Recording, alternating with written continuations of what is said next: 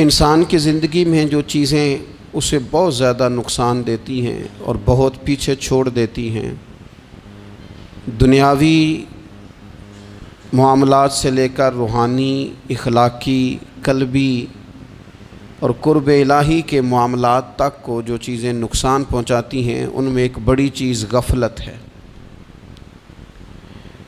ایک لفظ ہوتا ہے جو ہمیں اکثر سننے کو ملتا ہے کہ آپ کی توجہ نہیں ہے۔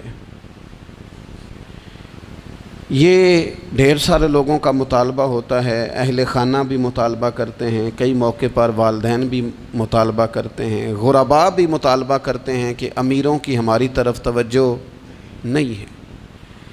اور یہ بڑی لازمی سی بات ہے کہ کسی چیز پر جب توجہ رہتی ہے تو وہ چیز بہتر ہو جاتی ہے، اور جب عدم توجہی کا لوگ مظاہرہ کرتے ہیں تو وہ معاملہ خراب ہو جاتا ہے۔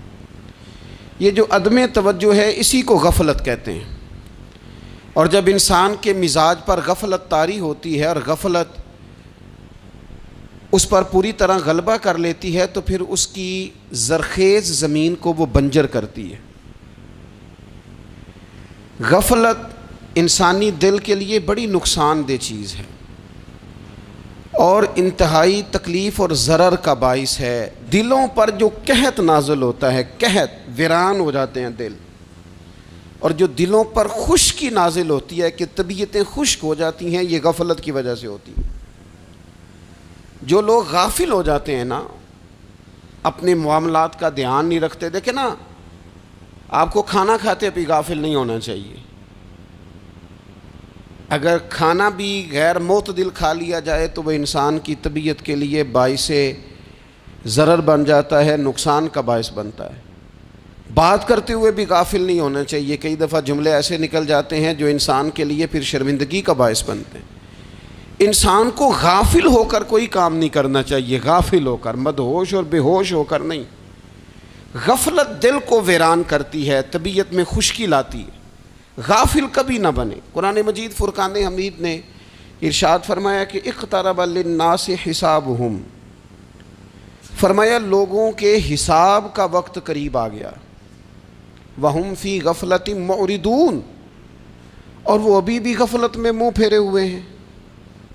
ٹائم آ گیا حساب دینے کا، لیکن وہ ابھی بھی غافل ہیں۔ ہمارے جو زیادہ تر نقصان زندگی میں ہوئے ہیں وہ صرف ہماری غفلت کی وجہ سے ہوئے۔ ہم نے چیزوں پر توجہ نہیں دی، چیزیں گڑبڑ ہو گئیں۔ جس آدمی نے پھول لگائے ہوں، پھل لگائے ہوں، کھیتی لگائی ہو، وہ دانہ ڈال کے پانی دے کے فارغ نہیں ہو سکتا، اسے توجہ کرنی پڑتی ہے۔ اور کسی نے کہا تھا مالی جیندے ہون تو پھر بوٹے سوکدے نہیں، اگر موجود ہونا ان کو سینچنے والا، رکھوالی کرنے والا، تو پھر ان کی جڑیں کبھی خشک نہیں ہوا کرتی۔ ہماری جو غفلتیں ہیں یہ بڑی ضرر کا باعث ہیں، نقصان کا باعث، اور مجبوری معاف ہوتی ہے، غفلت معاف نہیں ہوتی۔ اسکول میں پڑھتے تھے، مدرسے میں پڑھتے تھے، تو ایک مجبوری ہو گئی جی، خدا نخواستہ گھر میں کوئی پریشانی ہو گئی تو اساتذہ اس پر سزا نہیں دیتے۔ کوئی خوشی کا موقع ہے گھر میں، فیملی میں کسی کی شادی ہے، اساتذہ اس پر سزا نہیں دیتے۔ لیکن اگر کبھی پتہ چلتا تھا نا کہ یہ گھر سے تو آیا تھا لیکن مدرسے نہیں آیا، یہ اسکول نہیں آیا، رستے میں غافل ہو گیا، تو یہ بات خوفناک تھی۔ یہ قابل سزا جرم تھا کہ تو غافل ہو گیا اپنی پڑھائی سے، تو گھر سے آیا اور یہاں نہیں آیا۔ غفلت قابل سزا ہوتی ہے، مجبوری کی معافی ہوتی ہے۔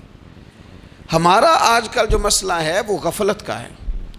ڈھیر سارے لوگ ہیں، سمجھدار بھی ہیں، سیانے بھی ہیں، معاملہ فہم بھی ہیں، باشعور بھی ہیں، تعلیم کی ڈگریاں بھی رکھتے ہیں، لیکن اگر ان کی زندگیوں کی تکلیفوں کو دیکھا جائے اور بے آباد روح کو دیکھا جائے اور سجدوں سے ان کی دوری کو دیکھا جائے تو ایک ہی بات سمجھ میں آتی ہے کہ پتہ سارا ہے لیکن لے ڈوبی ہے غفلت، توجہ نہیں کی۔ لائق بچہ بھی نالائق ترین زندگی گزارتا ہے، اس لیے کہ اس کے لائق ہونے کے ساتھ ساتھ اس کا توجہ کرنا بھی تو ضروری ہے نا۔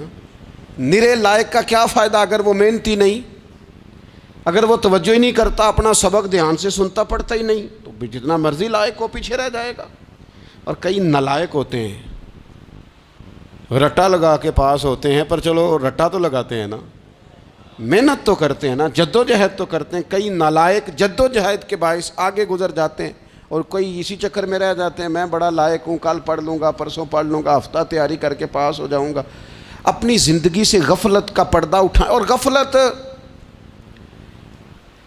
اس کے لیے فیصلہ کرنے کی ضرورت ہوتی ہے، پلاننگ کرنے کی نہیں، فیصلہ کرنے کی ضرورت ہوتی ہے کہ میں نے اب غفلت کرنی۔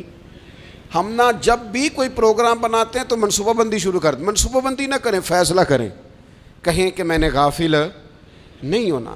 غفلت غرق دنیا کا نام ہے، اپنے آپ کو غفلت سے بچائیں۔ آپ دیکھیں حضرت کعب بن مالک رضی اللہ تعالیٰ عنہ فرماتے ہیں، بخاری میں موجود ہے، فرماتے ہیں کہ جنگ میں پیچھے رہ گیا تھا، میرا خیال تھا کل چلا جاؤں گا، گھوڑے اور سواریاں میرے پاس تیز ہیں، مضبوط ہیں، پرسوں چلا جاؤں گا، تیزی سے بھاگ کے میں پہنچ جاؤں گا، میں قافلے کے ساتھ شامل ہو جاؤں گا، لیکن بس تھوڑی سستی ہو گئی، ذرا غفلت ہو گئی۔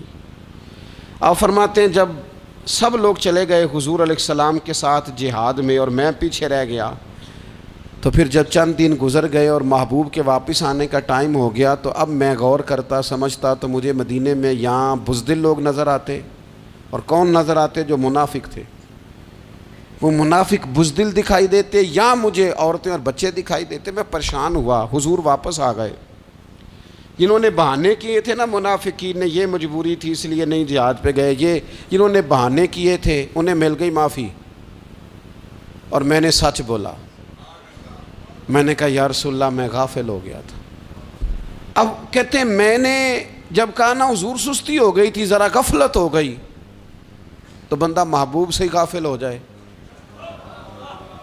بندہ وہیں سے غافل ہو جائے۔ جو دم غافل سو دم کافر، سانو مرشد اے ہو پڑھایا۔ جب کہا نا حضور وہ غلطی ہو گئی، کوئی مجبوری نہیں تھی، تو فرماتے ہیں باقیوں کو معافی مل گئی، میرے ساتھ حضور ناراض ہو گئے۔ ایک دن نہیں، 2 دن نہیں، 50 دن حضور ناراض رہے۔ مدینے کی گلیوں نے مجھے پہچاننا چھوڑ دیا، در و دیوار سے مجھے یوں لگتا تھا کہ میں پردیسی ہوں۔ فرماتے ہیں میں مسجد میں آتا تھا، میں جب محبوب کو دیکھتا تو حضور رخ انور پھیر لیتے، اور مجھے پتا تھا جب میرا چہرہ ادھر ادھر ہوتا تو پھر کریم رحمت کی نظر فرماتے۔ فرماتے ہیں 50 دن مسلسل، پھر مجھے حکم ہوا کہ بیوی بھی بھیج دو، میکے بچے بھی بھیج دو، ننھال یعنی تنہا رہ جاؤ۔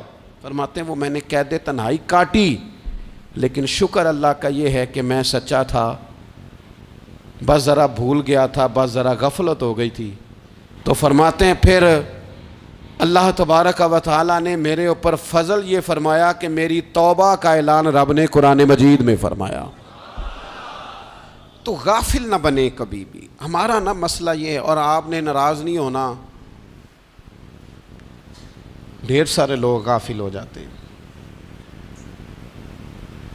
مالدار بھی غافل ہیں، صاحبان علم بھی الا ماشاء اللہ بہت ساری جگہوں پہ غافل ہیں۔ جن لوگوں کو 4 لوگ جاننے لگ جاتے ہیں، کوئی مقام حاصل ہو جاتا ہے، وہ بھی بہت ساری جگہوں سے غافل ہو جاتے ہیں الا ماشاء اللہ۔ غفلت بڑی تکلیف والا منظر ہے۔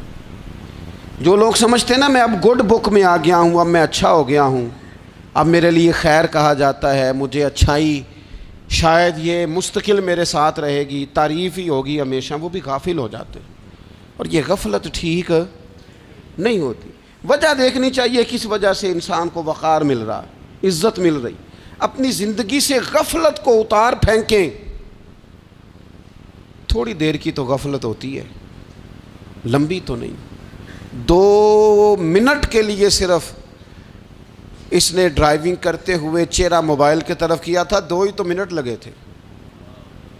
لمحوں نے خطا کی تھی، صدیوں نے سزا پائی۔ لمحوں نے خطا کی تھی، صدیوں نے سزا پائی۔ ایک لمحے کے لیے غافل ہوئے تھے اور صدیاں، نسلیں روتی رہ گئیں پیچھے۔ بچے تڑپتے رہ گئے، اہل خانہ پریشان رہ گئے، ماں باپ ساری زندگی روتے رہے، لیکن یہ 2 منٹ کے لیے یہ غفلت جو ہے یہ بڑی تکلیف والا معاملہ، اپنی زندگی سے غفلت کو اتارنا ہے۔